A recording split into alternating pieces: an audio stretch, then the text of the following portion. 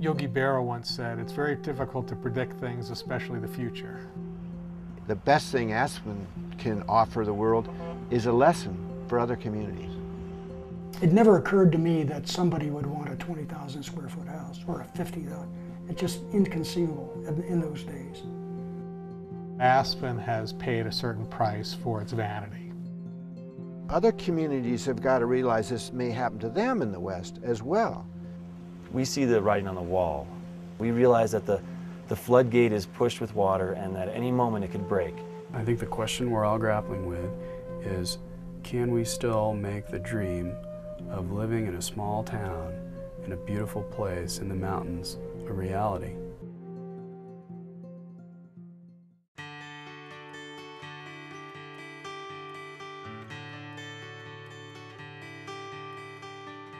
Lori and I came to Aspen in 1966. We built a life and raised our 3 kids here. It didn't seem like anybody had any really more important goals than just being there and being part of the community. That was the goal, and we'd all sort of achieved it. Of course, we all had to make a living. We had to do something, and there was opportunities here and there for all of us.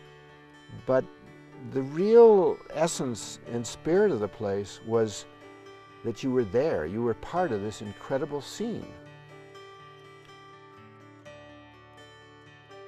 What young associates do in law firms is take the dirty work from the partners. And I was first sent up here by one of the senior partners to break up a romance between the daughter of a well-regarded family and a ranch hand. The Aspen that I saw, the streets were not paved. Irrigation water ran down the ditches to irrigate the cottonwood trees. It was a really small, intact community. I was very taken with it. My first job when I came to Aspen was painting wax on the bottoms of skis and inhaling pots of smoldering wax. The one thing that I really enjoyed was that Aspen became a place where different classes of people mixed freely. The old-timer that might be making very little money was a great skier, and the newcomer who might have been making a lot of money was a neophyte, and so there were real reasons for them to each want to get to know each other. I came to Aspen on August 27th, 1982. It happened to be my mom's birthday. I remember coming over Independence Pass and thinking, okay, this is pretty, and we turned left into town and drove towards the ski area and said, okay, that looks steep enough, that'll do.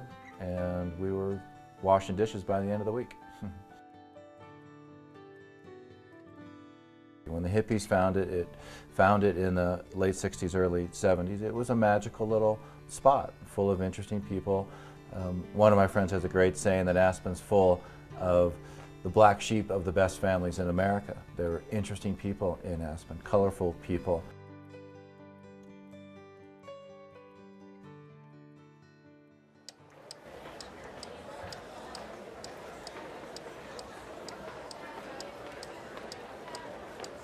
This was just at the end of the Kennedy era, where it was, what could you do for your country? I became involved in the rising concern within the community as to whether the growth rate was not too fast. The migration of people out of the community had just begun.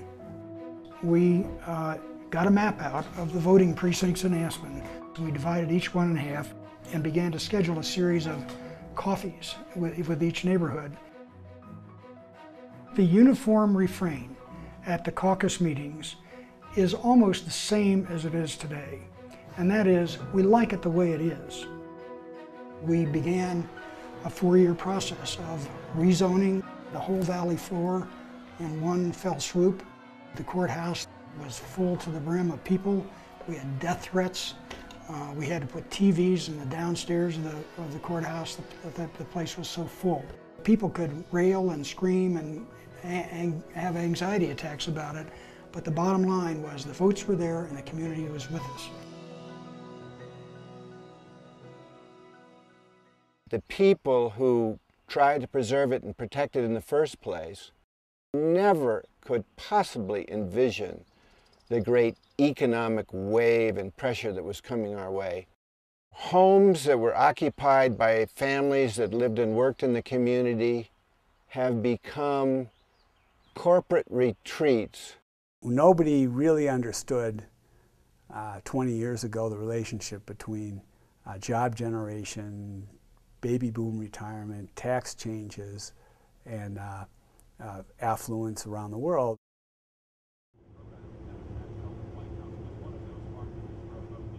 A lot of people really wanted to stay here, and they wanted to figure out how to stay here. And the prices obviously kept escalating. And the idea of buying a house in the West End for $45,000, which is what it cost more or less when I moved here, those opportunities were gone. Houses that were built for $10 a foot today sell for $2,000 to $3,000 a foot. When we first moved from Aspen down Valley, I knew all my neighbors. I was like, oh, this is where everybody went.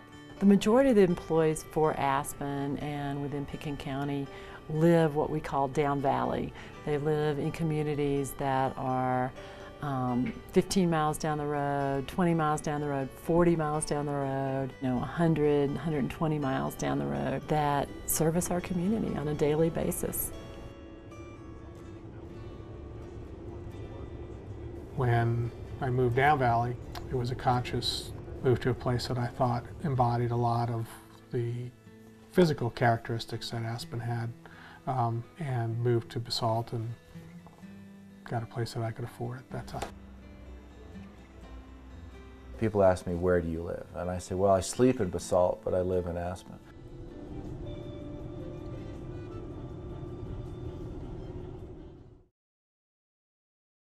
Until recently, Basalt was still, compared to Aspen, a huge bargain. We had prices for an average single-family home in Basalt were, maybe a tenth of what the home would be in Aspen. But in the last 2 years, things have just gone through the roof. So the day when you could say, well, that's okay, the teachers will live in Basalt and commute up here on the bus, those days are going away because those places are attractive, beautiful communities with their own little sense of small town character in themselves, and they're suffering from just what Aspen did. Their success is the seeds of their own demise. Communities in every western state have significant authority to manage growth in a manner that protects what they value, that protects their community character. There's a range of tools that allow them to do that. The key to maintaining a community where school teachers and firefighters can continue to live there and where you have a vital year-round community is to start early. Don't indulge in rescue fantasies. And that's very tempting. If I just let things go, the market will fix it.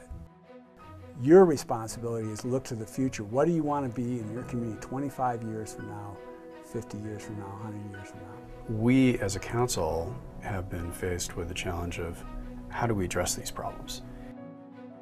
We struggle with the fact that we need to do something, that we can't just sit back and let the free market do whatever it wants, because we will end up with a hollow communities. You still want a town for your children and grandchildren. And if you do, think beyond just appearances. Think about measures to protect the fabric and character of your community. Go ahead and do it. What's it going to hurt? You're going to make some people angry? Well, go ahead. At least you'll have a town in 30 years.